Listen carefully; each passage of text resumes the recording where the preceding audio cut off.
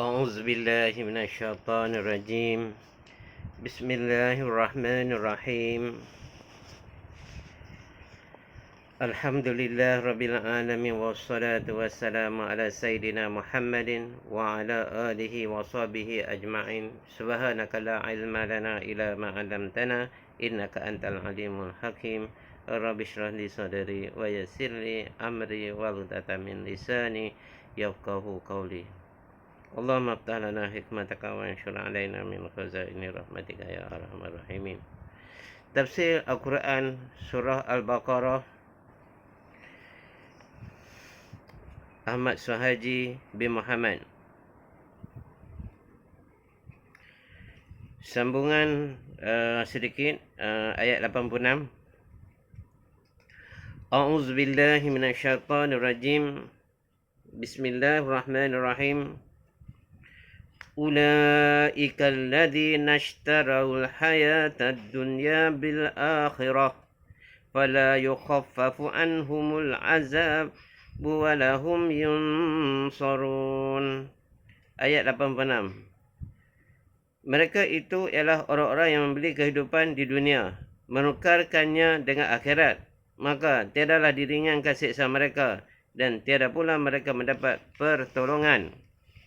Ayat ini menjelaskan bahawa orang yang mempercayai hanya kepada sebahagian kitab, isi kitab sahaja adalah disifatkan seperti orang yang menjualkan akhiratnya untuk kepentingan dunianya. Kerana siapa yang mengutamakan kelazatan dunia semata, nescaya luputlah kelazatan akhiratnya. Dan dengan sendirinya, penderitaan atau seksa itu nanti, tiada siapa yang diharap untuk meringankannya. Dan tiada pula siapa yang diharap untuk menolongnya.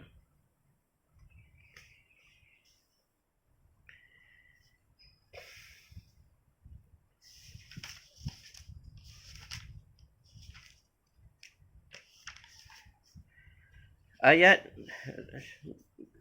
87 surah Al-Baqarah hingga 9 ayat 96 menceritakan tentang sikap orang-orang Yahudi terhadap para rasul dan kitab-kitab yang diturunkan Allah.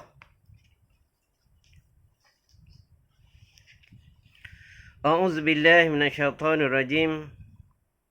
Walaqad atayna Musal kitaba wa qaffayna min ba'dihi birrusul wa atayna Isa ibn Maryam al-bayyinati wa ayyadnahu biruhil qudus.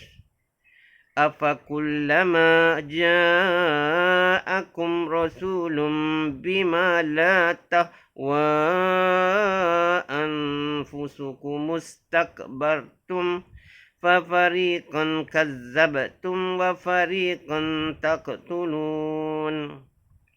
Ayat 87. Sesungguhnya telah kami turunkan kitab Taurat kepada Musa dan kami iringi di belakangnya dengan beberapa rasul, dan kami berikan kepada Isa anak Maryam beberapa keterangan bahawa ia menjadi rasul, dan kami kuatkan dengan roh suci Jibril. Adakah tiap-tiap rasul yang datang kepada kamu membawa sesuatu yang tiada bersesuaian dengan kemahuan kamu? Maka bersifat sombong kamu. Segolongan rasul-rasul itu kamu dustakan, dan segolongan yang lain kamu bunuh. Pada ayat yang berbunyi walaqad atayna Musal kitab, sesungguhnya telah kami turunkan kepada Musa kitab Taurat. Ayat ini telah ditafsirkan oleh ahli tafsir bahawa kitab Taurat yang diturunkan itu ialah diturunkan dengan sekaligus, tidak beransur-ansur seperti halnya kitab Al-Quran. Adalah diriwayatkan dari Ibnu Abbas radhiyallahu anhu bahawa manakala kitab Taurat itu diturunkan kepada Nabi Musa AS dengan sekaligus, tiada berdaya ia mengangkatnya. Lalu Allah utuskan malaikat-malaikat mengangkat tiap-tiap huruf seorang. Mungkin pada masa itu hurufnya tersurat di keping batu-batu. Juga mereka tidak berdaya mengangkatnya. Oleh Allah kemudian telah diringankannya sehingga Nabi Musa kuat mengangkatnya.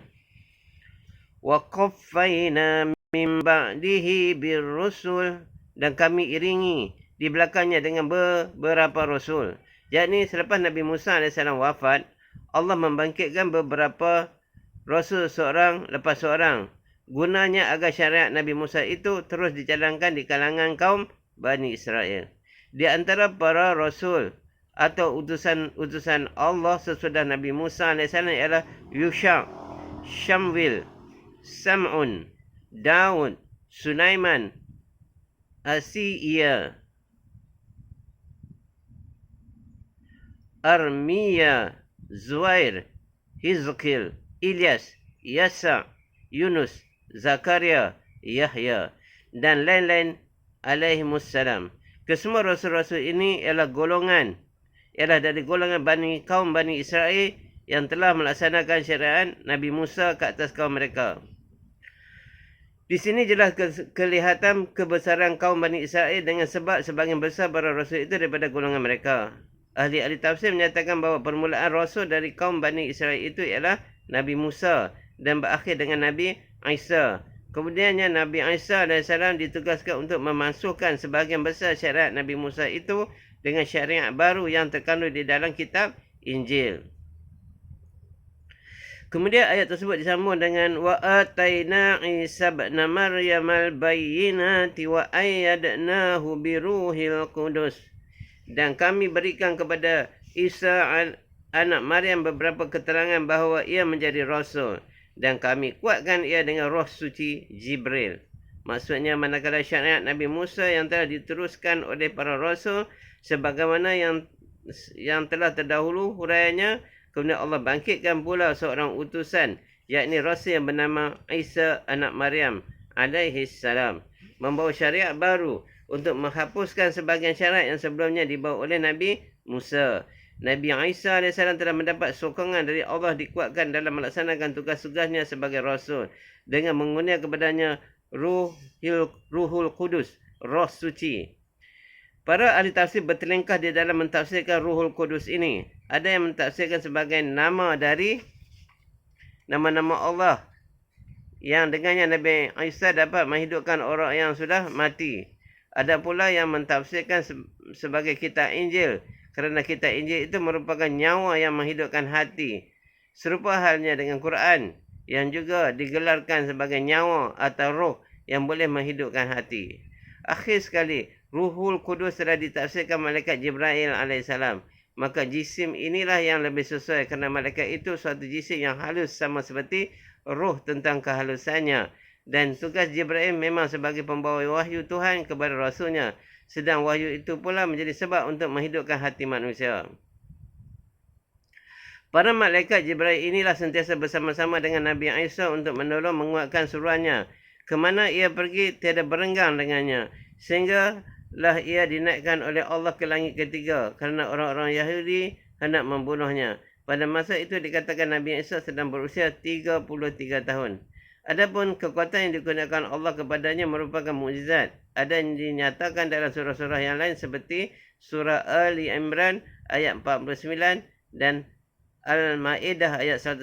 Di antara mukjizat-mukjizatnya ialah Nabi Isa dapat membuat burung dari tanah lalu ditiupkan roh ke dalamnya sehingga menjadi betul-betul burung yang hidup. Nabi Isa dapat menyembuhkan orang yang buta, menyembuhkan orang yang sakit sopak dan menghidupkan orang yang sudah mati.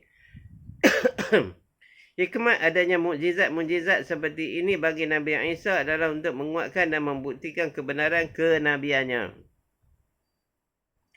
Tetapi penerimaan orang-orang Yahudi terhadap para utusan Allah sekiranya tidak bersesuaian dengan kehendak mereka, lalu mereka membesarkan diri dengan mencelanya. Ada segolongan para rasul didustakannya seperti Nabi Isa dan Nabi Muhammad. Dan segolongan yang lain dibunuhnya seperti Nabi Zakaria dan Nabi Yahya. Itulah sebabnya Allah mencela perbuatan mereka itu dengan firman-Nya.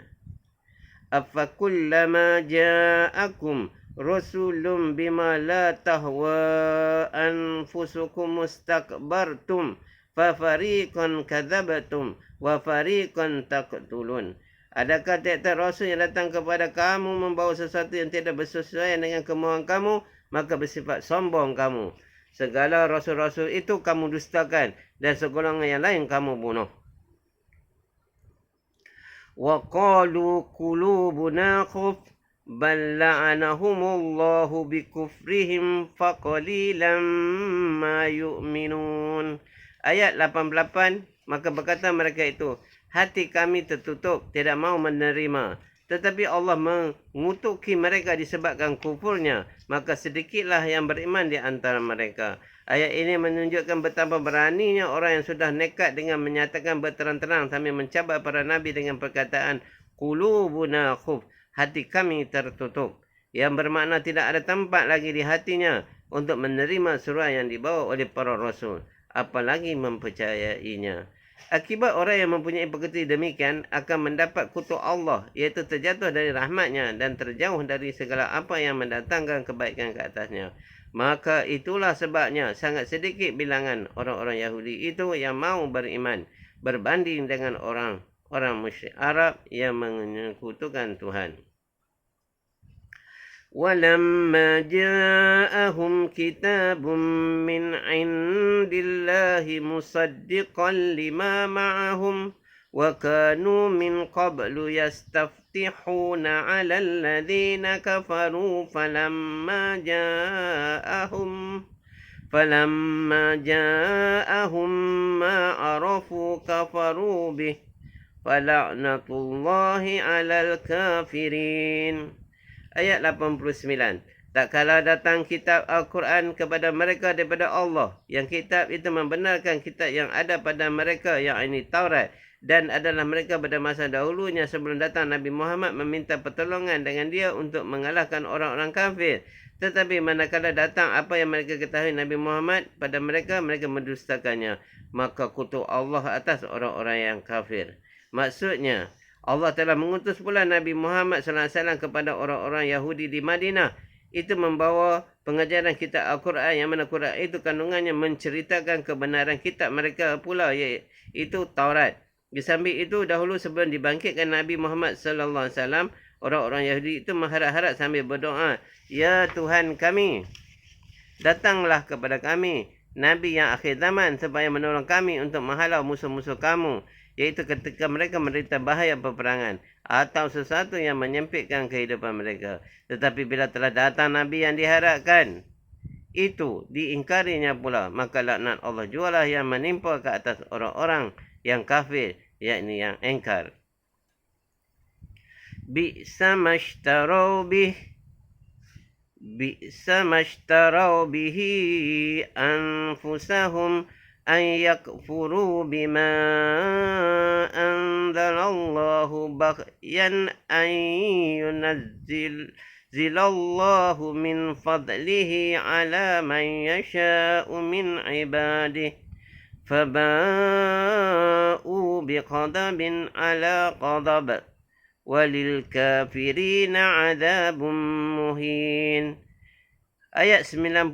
Amat jahat sekali mereka itu, menjual dirinya menjadi orang yang kufur dengan kitab yang diturunkan Allah, kerana mereka dengki, iri hati, kerana Allah melimpahkan kurnianya kepada hamba yang dikehendakinya.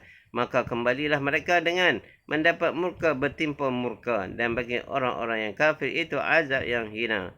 Jelasnya, ayat ini menyatakan bahawa amatlah jahatnya pekerti orang-orang Yahudi itu rela menjualkan nasib dirinya menjadi kafir semata-mata kerana hasad dan dengki melihat kurnia Allah yang dilimpahkan kepada hambanya yang dikehendakinya, iaitu Nabi Muhammad sallallahu alaihi wasallam.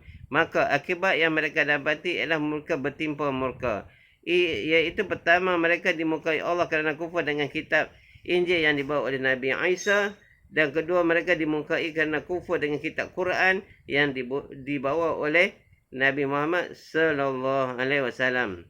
Walil kafirina adzabun muhin. Demikian pula hal semua orang kufur engkar untuk mempercayai kenabian Muhammad sallallahu alaihi wasallam menerima siksa yang hina. وَإِذَا قِيلَ لَهُمْ آمِنُوا بِمَا أَنزَلَ اللَّهُ قَالُوا نُؤْمِنُ بِمَا أُنزِلَ عَلَيْنَا وَيَكْفُرُونَ بِمَا وَرَاءَهُ وَهُوَ الْحَقُّ مُصَدِّقًا لِمَا مَعَهُمْ قل فلم تقتلون أنبياء الله من قبل إن كنتم مؤمنين. Ayat 91. Manakala dikatakan orang kepada mereka, berimanlah kamu dengan kitab Quran yang diturunkan Allah. Mereka menjawab, kami beriman dengan kitab Taurat yang diturunkan kepada kami. Sedang mereka kafir dengan kitab yang diturunkan kemudiannya. Padahal kitab itu sebenarnya daripada Allah. Apalagi yang membenarkan kitab yang ada pada mereka. Katakanlah, hai Muhammad, mengapa kamu bunuh utusan Allah pada masa dahulu, jika kamu sebenarnya beriman? Orang Yahudi itu bila diseru supaya beriman dengan Al-Quran, mereka mengatakan bahawa mereka hanya beriman dengan kitab Taurat sahaja dan tidak akan beriman dengan kitab-kitab yang lain yang terkemudian seperti Injil dan Quran. Padahal Quran itu benar, datangnya dari Allah dan membenarkan pula apa terkandung di dalam kitab Taurat mereka. Qul falima taqtuluna anbiya Allahi min qablu in kuntum mu'minin. Katakanlah, mengapa kamu bunuh nabi-nabi Allah pada masa dahulu jika kamu sebenarnya beriman? Maksudnya, Tuhan menyuruh Nabi Muhammad SAW menanyakan kalau mereka sudah betul beriman dengan Taurat, mengapa leluhur mereka yang dahulu membunuh para nabi, sedang ini mereka tidak mahu mengingkarkan. Kerana barang siapa redha berlakunya maksiat, ia akan tergolong juga menjadi ahli maksiat, walaupun ia tidak melakukannya. Kemudian Allah mengulangi lagi, menyebut peristiwa buruk mereka yang telah lalu, yang tersebut dalam ayat 92 dan setengahnya ayat 93, iaitu walaqad ja'akum Musa bil bayyinati summa takhastumul ajla min ba'dihi wa antum zalimun. Ayat 92, sesungguhnya telah datang Nabi Musa kepada kamu dengan membawa keterangan, kemudian sepeninggalannya kamu ambil anak lembu menjadi Tuhan, dan adalah kamu orang yang anaya. Wa is aqasna misaqakum wa rafa'na fawqakumut tur khudhu ma atainakum biquwwatin wasma'u. Qalu sami'na wa asayna wa ushribu fi qulubihimul ajla bikufrihim. Qul bi'sa ma ya'murukum bihi imanukum in kuntum mu'minin. Ayat 93. Ingatlah ketika kami terima janji kamu dan kami tinggikan bukit di atas kepala kamu seraya kami berkata, kerjakanlah segala yang kami perintahkan kepada kamu dengan bersungguh-sungguh dan dengarkanlah.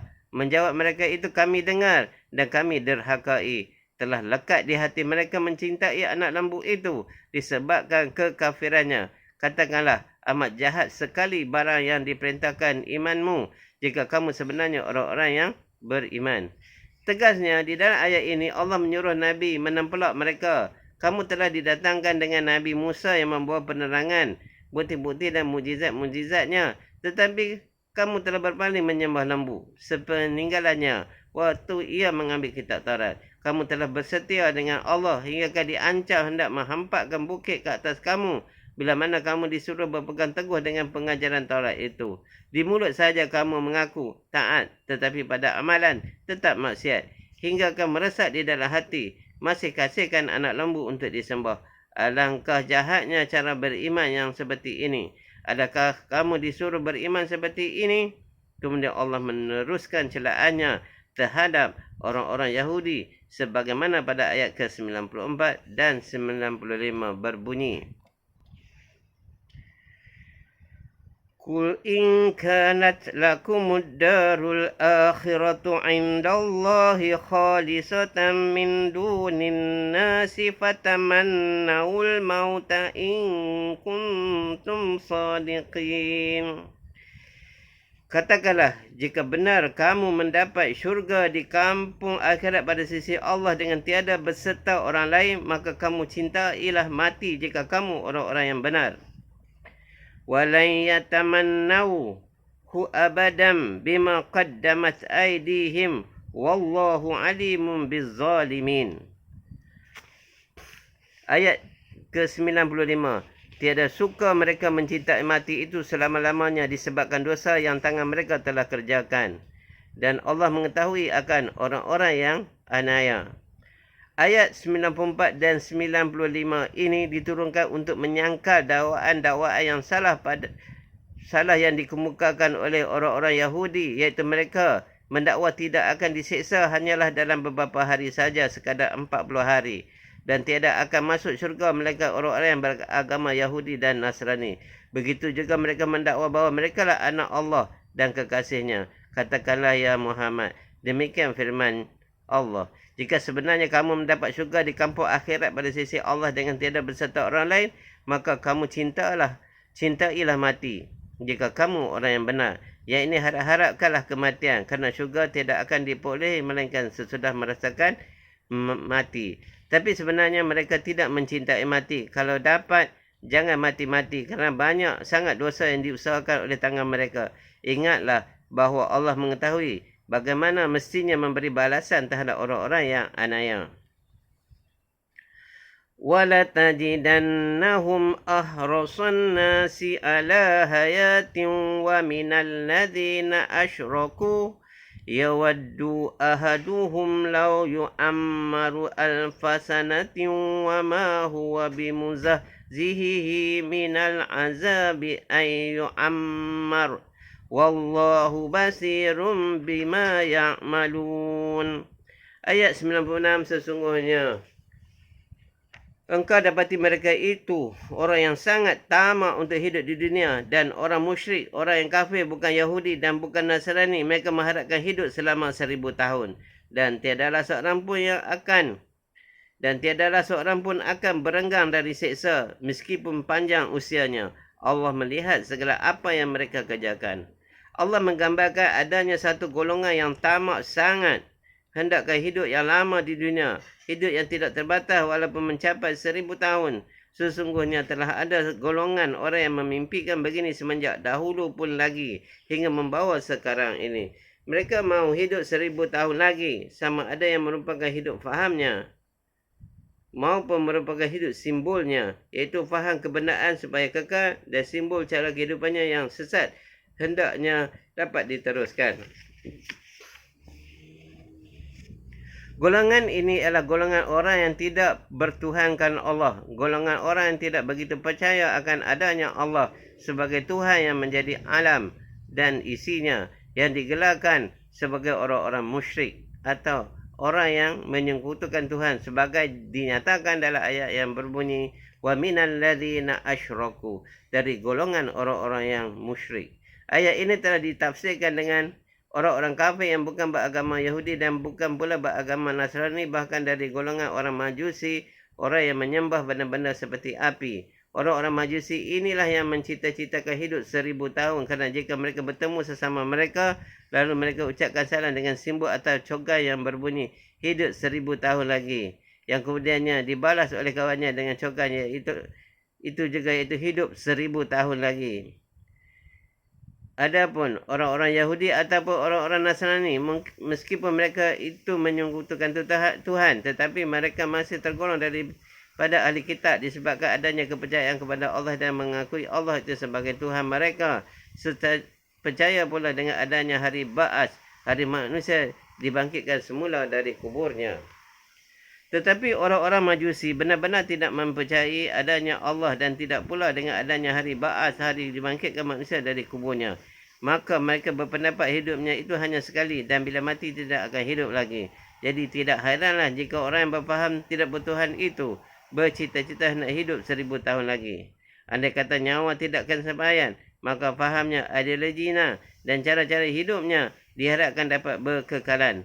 Kalaulah rajin kita mengikuti dan memahatikan perkembangan usaha-usaha manusia ke arah mencapai usia lanjut, kita dapati berapa banyak sudah ikhtiar dan usaha-usaha ke arah itu dicubakan orang.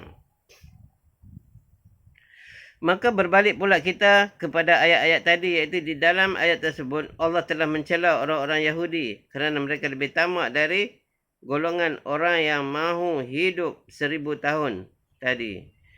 Sebagai menguatkan kenyataan Tuhan dalam ayat 95 yang telah terdahulu huraiannya yang berbunyi walan yatamannahu abadan bima qaddamat aydihim. Tiadalah suka mereka itu mencintai mati selama-lamanya disebabkan dosa yang tangan mereka telah kerjakan. Apa yang menarik mereka bercita-cita tamakkan hidup lama, tidak mengingini mati itu? Jawabnya ialah kerana mereka sedar bakal disiksa. Oleh itu Tuhan meneruskan firman-Nya dalam ayat 96. Wa ma huwa bimuzahzihi minal azabi an yu'ammar. Wallahu basirum bima ya'malun. Dan tiada seorang pun akan berenggang dari siksa meskipun panjang usianya. Dan Allah melihat segala apa yang mereka kerjakan. Yakni siksa Tuhan tidak akan berenggang jauh dari dirinya. Walau seberapa pun umurnya dilanjutkan. Malah semakin orang berusia lanjut, semakin besar pula masalah-masalah yang berat-berat dihadapinya. Yang merupakan daya tenaga semakin susut. Kulit semakin berkedut, tulang urat bertambah lembah, sendi-sendi bertambah goyah, diselang-seli pula oleh penyakit datang menjelang. Sekalipun rajin ia berubat, tidak juga terlepas dari derita. Di samping derita penyakit, ada pula derita berubat. Maka derita sekali lagi derita. Itulah yang dinamakan azab atau siksa sebelum siksa yang sebenar. Jadi tepatlah, tiada seorang pun akan berenggang dari siksa meskipun panjang usianya. Ayat 87 hingga ayat 91 menceritakan sikap orang-orang Yahudi terhadap para rasul dan kitab-kitab yang diturunkan Allah. Ayat 92 hingga 96, penyembahan yang dilakukan bangsa Yahudi terhadap anak lembu merupakan tanda kecenderungan mereka kepada benda. Itu tafsir ayat 92 hingga 96. Mudah-mudahan apa yang kita baca dan dengar mendapat taufik dan hidayah daripada Allah untuk kita amal dan kita sampaikan insya-Allah. Bismillahirrahmanirrahim. Subhanakallah bihamdihi, subhanakallah bihamdika, asyhadu an la ilaha anta, astaghfiruka wa atubu ilaik. Bismillahirrahmanirrahim. Allahumma inni istaudattuka ma qara'tuhu fardudhu ilayya indaka hajati ilaih.